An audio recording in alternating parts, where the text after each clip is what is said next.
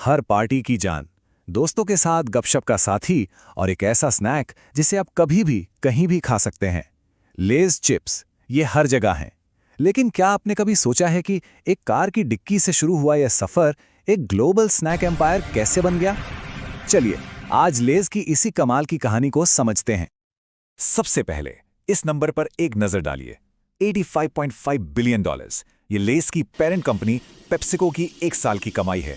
आपको अंदाजा देने के लिए बता दूं, ये दुनिया के कई छोटे देशों की कुल जीडीपी से भी ज्यादा है। तो हाँ, हम वाकई एक बहुत बड़े ग्लोबल जायंट की बात कर रहे हैं। और इससे भी ज्यादा हैरान करने वाली बात यह है कि फ्रीटो ले जो लेज बनाती है, अकेले अमेरिका के 80% स्नैक मार्केट पर कब्जा करके बैठी है। सोचिए, जब आप किसी सुपरमार्केट में स्नैक्स वाले सेक्शन में जाते हैं तो शेल्फ पर रखे हर 10 में से 8 प्रोडक्ट्स असल में इसी एक कंपनी के होते हैं। इसे कहते हैं असली मार्केट डोमिनेंस।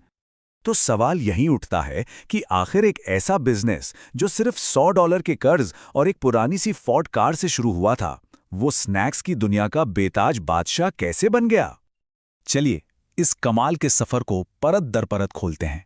हम जानेंगे कि कैसे एक एंटरप्रेन्योर ने जन्म लिया, कैसे सिर्फ $100 के एक दांव ने सब कुछ बदल दिया, कैसे एक सेल्समैन अपनी ही कंपनी का मालिक बना, और फिर कैसे 2 बड़ी डील्स ने स्नैक्स की दुनिया का नक्शा ही हमेशा के लिए बदल दिया।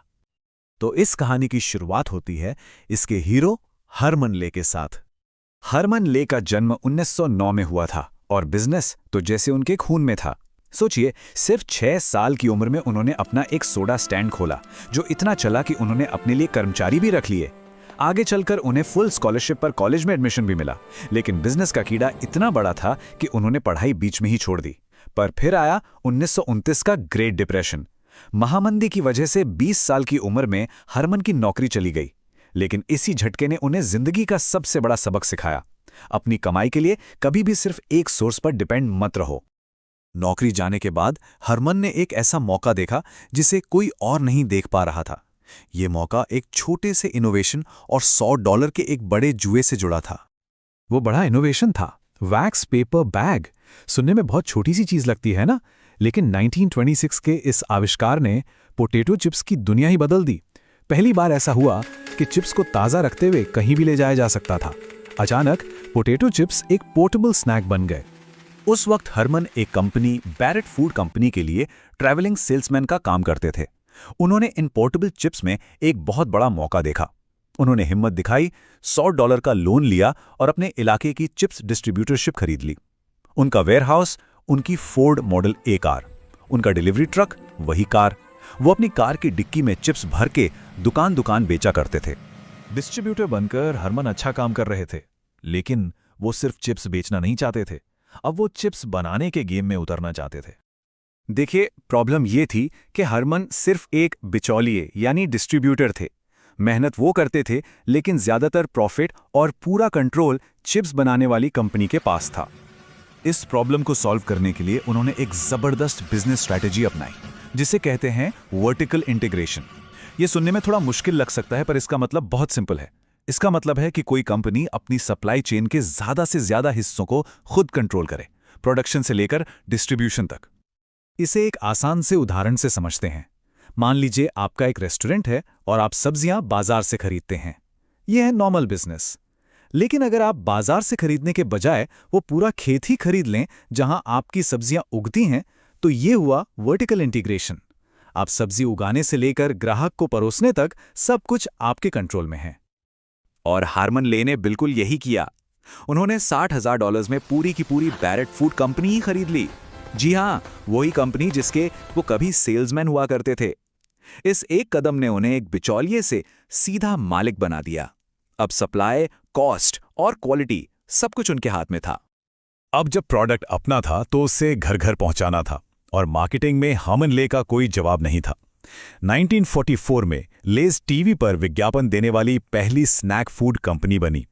उन्होंने मशहूर फिल्म द विज़र्ड ऑफ ऑज के किरदार कावर्डली लायन को अपना सेलिब्रिटी स्पोक्स पर्सन बनाया। और फिर आया वो मास्टर स्ट्रोक, एक ऐसी लाइन जो आज भी सबकी जुबान पर है, बेचा कांट ईट जस्ट वन। शर्त लगा लो, आप सिर्फ एक नहीं खा सकते। ये सिर्फ एक टैगलाइन नहीं थी, ये एक चैलेंज था। लेज अमेरिका में एक बहुत बड़ा नाम बन चुका था, लेकिन हरमन का विजन इससे कहीं बड़ा था। अब बारी थी दो ऐसी डील्स की जिन्होंने कंपनी को पहले एक नेशनल और फिर एक ग्लोबल पावर हाउस में बदल दिया। और कमाल की बात यह है कि लगभग उसी समय एक और एंटरप्रेन्योर सीई डुलिन बिल्कुल हरमन जैसी ही कहानी लिख रहे थे। बस फर्क ये था कि वो कॉर्न चिप्स यानी फ्रीटोस के साथ ऐसा कर रहे थे। दोनों ने 1932 में शुरुआत की, दोनों ने $100 से काम शुरू किया और दोनों ने अपनी फोर्ड कार से चिप्स बेचे। एक पोटैटो चिप्स का किंग बन रहा था तो दूसरा कॉर्न चिप्स का।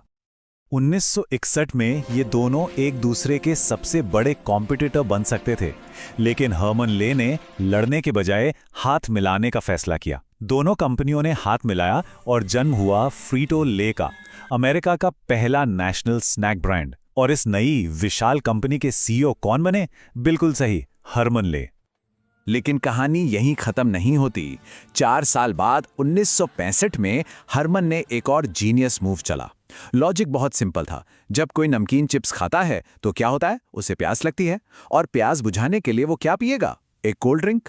इसी ब्रिलियंट लॉजिक के साथ फ्रीटो ले का मर्जर हुआ पेप्सी कोला के साथ। कहते हैं कि यह पूरी डील एक नैपकिन पर फाइनल हुई थी। पेप्सी के साथ मर्जर ने पेप्सिको को जन्म दिया और इस नई ताकत ने लेस को पूरी दुनिया में फैलने का रास्ता दिखा दिया। चलिए देखते हैं कि उन्होंने ग्लोबल मार्केट को कैसे जीता। उनकी ग्लोबल सफलता का सबसे बड़ा राज है लोकलाइजेशन, मतलब एक ही प्रोडक्ट हर जगह मत बेचो। उन्होंने हर देश के लोकल टेस्ट को समझा। जब वो जापान गए तो नोरी सीवीड फ्लेवर लाए, कनाडा में केचप फ्लेवर लॉन्च किया, और जब भारत आए तो यहाँ के स्वाद को पहचानते हुए मैजिक मसाला बनाया। आज दुनिया भर में लेस के 200 से भी ज्यादा फ्लेवर्स मौजूद हैं। तो बेचा कांट ईट जस्ट वन सिर्फ एक स्लोगन नहीं है, ये हरमन ले की जबरदस्त सोच और उनकी विरासत का प्रतीक है। ये कहानी है एक ऐसे इंसान की जिसने $100 के कर्ज और एक कार से शुरुआत करके दुनिया के स्नैकिंग का तरीका हमेशा के लिए बदल दिया। अगर आपको लेस के सफर की कहानी पसंद आई और कुछ नया सीखने को मिला तो इस वीडियो को लाइक जरूर करें और हमारे चैनल को सब्सक्राइब करें। हम दुनिया के सबसे बड़े ब्रांड्स के पीछे की ऐसी ही दिलचस्प कहानियां आपके लिए लाते रहेंगे।